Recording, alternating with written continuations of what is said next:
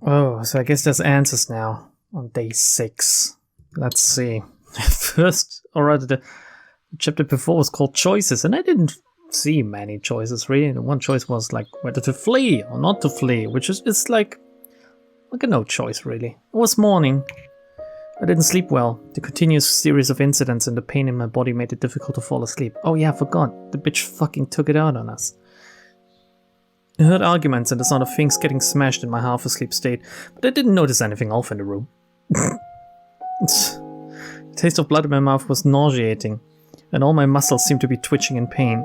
If this ends with some weird-ass kind of redemption arc for the kidnappers, and the protagonist forgiving them due to the fact, oh, they were forced to do this, I'm gonna fucking throw my table, I swear.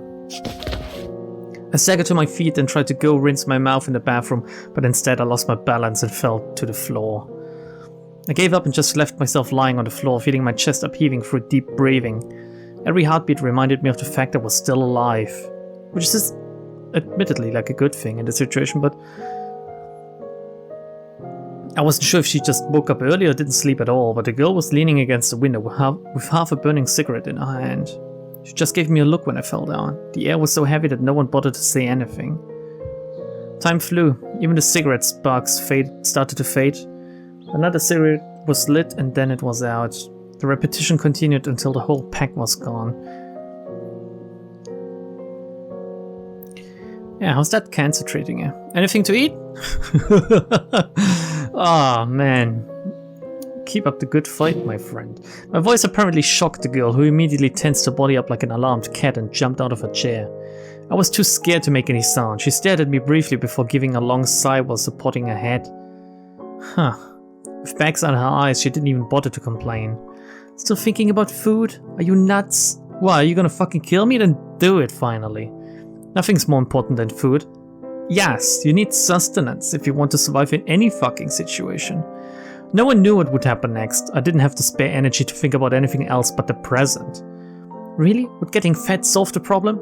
It would solve the biggest problem right now. Like, either he lives as a slave to them, or he dies right now due to not getting food and drink. She threw the bread at me with a self-deprecating smile on her face. Stupid cunt. What now? I don't know. Like, what's my health? I'm almost dead, which might be the redemption of oh, they're both here. Why don't you try to escape? She doesn't need to escape. Dude, you are retarded, I'm sorry to say, but that is... So you're sick yet you're drinking Coke? Yeah, let's provoke her. Still no money, huh? So in the end, no money. What are you trying to say? I want to say he doesn't give a crap about me. Better do your research next time you try kidnapping. The long wait led to this result. I could only laugh bitterly. It's not even funny. It's disgusting to become someone this heartless due to money. Yeah, now what? Is it my fault my father fucking hates me? Well, he's a famous CEO featured in a magazine and admired by many, though. And that's why I say they're fucked up. She grunted next to the wall, looking at me with an expression of sympathy. What? If you have sympathy with me, then fucking undo these ropes and give me something proper to eat. Also, let me go while you're at it. I say you stay away from folks like that, or you might end up like them. What? I'm like them, huh? Without noticing herself, she spoke of me as one of us instead of one of them. Who knows, maybe getting kidnapped was not such a bad thing. The massive coup going on right now. What now? I can't believe what is going on. What do you plan to do next? I think you can always ask this, but the answer, most of the time, might disappoint you more than you think. What do you plan to do next? Don't know. She replied without a second thought. Her expression was so deadpan I couldn't even tell if she was joking. The cops will be here soon. Maybe the money will come in soon. Sure, I don't think so. She stole a glance at me and snorted in displeasure. Stop saying things that even you don't believe. I'm not some 3-year-old. I do hope he sends the money over soon, though. Noticing the helplessness and seriousness in my voice, she didn't retort as usual and only quietly turned her head. And pray harder. Okay, what are we gonna do now? If you don't think there's gonna be any money, if I don't think there's gonna be any money, if my father doesn't want to pay, what is the course of action here? We need to seriously think about that. Is there anything new going on in these rooms? No. Not really. I'm not a fan of, like, it could be, there is something new, look. There are tons of shattered glass shards on the floor. I might get hurt, but if I'm not careful. Tried playing with shattered glass. I have tried playing with shattered glass before. What? I mean, what? My nanny nagged me for the whole afternoon after finding my hand covered in blood. Yeah, because, well, I guess you didn't really have any parents growing up or something telling you that you should not play with anything sharp or that can hurt you. But even then, level with me here. Kids are dumb, right? Kids are really fucking dumb because they don't know anything. I am a father, I can say this.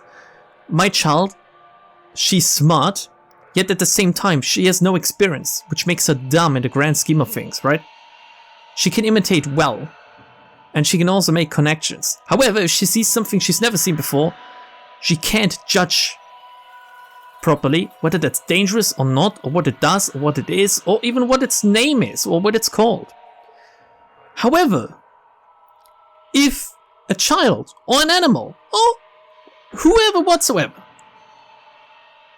touches something that hurts them, the nerves, the pain, your body reacts. And you immediately know, ah shit, that's not good.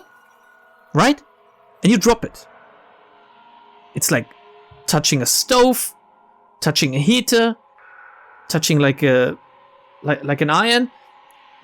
You pull back reflexively because you've burned yourself. And it's the same thing with anything sharp. Yes, if it's really sharp, you might not notice the pain immediately. But your body still reacts. You don't just cut off your entire hand going, oh fuck, I didn't even notice I was touching a knife. That happens when you're in extreme shock in situations where you try to defend yourself or something.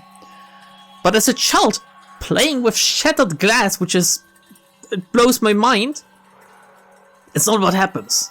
I'm sorry for drawing this out this long, but this is just another point of evidence that whoever wrote this apparently has never played with shattered glass, or as a child, or has ever thought about this extensively. This is just made up in such an unbelievable way that it just gets me out of the story immediately. She found his hand covered in blood. Okay. After a while, the little girl woke up as well. She sat up slowly on the bed. She looked at her sister first, then to me, then lowered her head helplessly. Oh, I do wonder what fucking note did just update. More on the girl. She said nothing, even after seeing her sister's abuse. She just sat there quietly folding paper. She was taken care of by Miss Wang, who worked in a bakery. Good. She's a pussy. Is that what you want to tell me? Like, I should not expect anything out of her? Maybe I should have manipulated her more? Whether it was her sister yelling at her or shaking her fist with an insane, nasty face, these all must be unfamiliar to her. She thought everything was under control. She thought if she listened to Big Sis, there would be money. Now she realized things were out of control. Not only would there be no money coming, they might have to face the penalty. How old is she? And I do realize that maybe due to, like, let it be malnutrition, let it be lack of education, let it be, like, her living just a suboptimal life. I do realize that mentally she's most likely stunted and younger than her actual physical age. Like, she's not quite there where she should be if she was supported properly by both her environment and her peers. But still, she's a little bit too naive. Like, how old is she supposed to be? 13, 14? Or is she like 12, 10, 9? What is she supposed to be? The bubble of fantasy popped, leaving only the terrifying reality that made people uncomfortable. I like the themes this game is trying to to explore. And it's doing so sometimes in a very nice way. The only thing better would be if we were playing the kidnappers. However, sometimes we get a glimpse of their like motives and thoughts and stuff. And also, it's very hard to make a player do something like they would feel bad about. So how do you justify kidnapping a random, let's call it innocent person? Like that would turn off a lot of players. For me, it would be interesting, like shaping the actions of someone doing something actively bad, trying to explore the mind of someone like that, trying to justify your own actions like that. It could be a good discrepancy between like always playing the good guy, or in this case, we're playing the victim, which again is not that often that you play an active victim. Hence why I picked this up, and hence why I do somewhat enjoy it. But again, the characters are so flat and act so dumb sometimes. Have some food. The girl passed the breakfast to her sister. The little girl raised her head and looked at the big sis, hoping to hear some words of encouragement or explanation. But there was nothing. The girl just leaned against the wall without a word. There were too many things to think about, and her sister's feelings were the least of her concerns. The little girl didn't ask anything. She knew no one could answer her question. Or perhaps she already knew the answer. She started to make paper cranes after finishing the sandwiches. The mechanical movements held no meaning. There would never be enough cranes to pay off the debt without the ransom. Something like this. This is beautiful. This is good writing. I like that. Because this shows helplessness. This shows despair. And driving the point further home by emphasizing it again, like the paper crane stuff. I love that. I like that. I like genuine suffering, not just suffering for the sake of, oh my god, this is so edgy. She knew that too, but that was all she could do to support her sister, nothing more. It was said that making 1,000 paper cranes would pass a wish to the divine. Looking at all the cranes on the floor, I wondered if a wish had been heard. I do wonder how this is gonna end. I'm sure I'm, like, sliding into a bad end here, though. Standing within this world of darkness, was no sky nor land, only endless darkness. The same old dream. I won't cry. I knew this would end up like this. No matter what I do, no one will ever believe me. No one will believe us, and no one will ever help us. I once again heard her words of hatred. I hate people like you. I woke up from the nightmare and saw the same small room. I still hadn't escaped from this nightmare called reality. I somehow fell asleep and it was nighttime already. My body hadn't gotten any better, and my injuries were swollen and burning like fire. The soaking wet cloth on my body made me tremble. Wait, who put this... Oh, like... Is it supposed to be my clothes that are drenched in sweat? The lack of sleep and malnutrition rendered my body powerless. I could feel the fever from my fluctuating body temperature. I heard footsteps and raised my head. The girl looked down on me. There was no warmth in her eyes. Like, she's a legit psychopath. Even if you're like a scum of the earth, and no, even if you're not the scum of the earth, but you're treated like that, even then, if faced with the situation she's in, unless you have some serious problems, you wouldn't be able to treat another human being like this. You would still have empathy.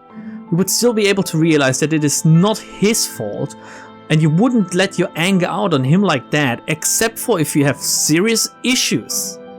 In my opinion, I'm not a psychologist or something, but she's acting deranged. Where's his sister? I let her go first. To spare the gore? She snorted upon hearing my joke, clearly not appreciating the way I talked. So you'll kill me now? Letting go of the roundabout approach, I cut right to the chase. Either kill me or let me go, I didn't care which. I suddenly realized how ironic it was when we talked about communication and mutual understanding.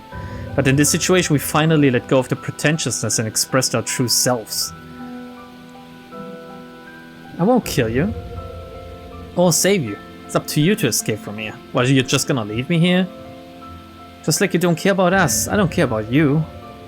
Hearing her determined tone, I remember the only thought in my mind these past few days. I don't care what they think, I'm getting out of here. So we were the same, even up to these sorts of selfish aspects. You can hate me or blame me, I don't care. I'm gonna make sure that the law finds you. Misinterpreting my smile, the look was not one of disgust but coldness. I was too tired to argue, so I just shook my head. We fell silent. After looking at my weak posture, she said, "No one helped us when we were hungry." Yes. Come on, please try to guilt trip me into feeling like the bad one here while I'm tied up and you fucking almost killed me yesterday? I know. Realizing what you wanted to say, I finished the sentence for her. No one takes responsibility for your life, so nor should you with mine. Of course, the world isn't fair, right? That's right. She nodded and picked up my backpack. She then left without turning back. What, is she stealing from me now? Her footsteps echoed through the stairwell and eventually faded in the rain. There was no one but me in the room. Huh. I struggled towards the desk. Even the few steps I made exhausted everything I had left. I basically collapsed on top of the chair. My reopened wound started to bleed again.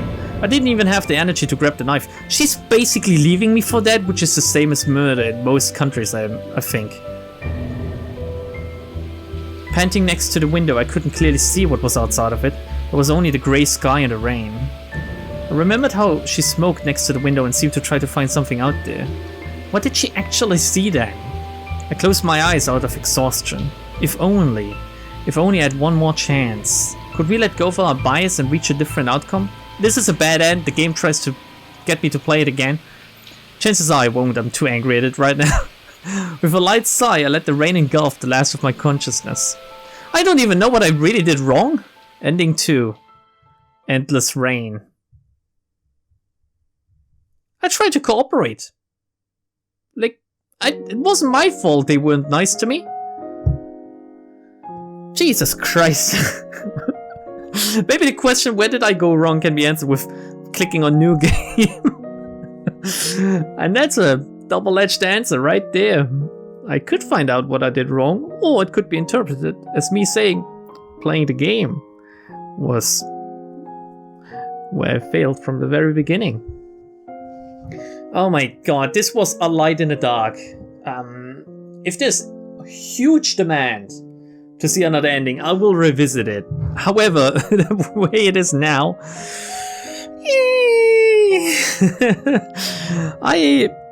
well, this is the canon ending. I don't even know if I survived or not. I just collapsed. I think I'm fucking dead, alright? Cue the crab dance. It's over. Protagonist Kun suffered the consequences of his own actions, and we get no closure towards like the family issues either. This is it. The perfect ending. Nothing is answered. Everyone is sad. Yes. Pure suffering. Bye everyone.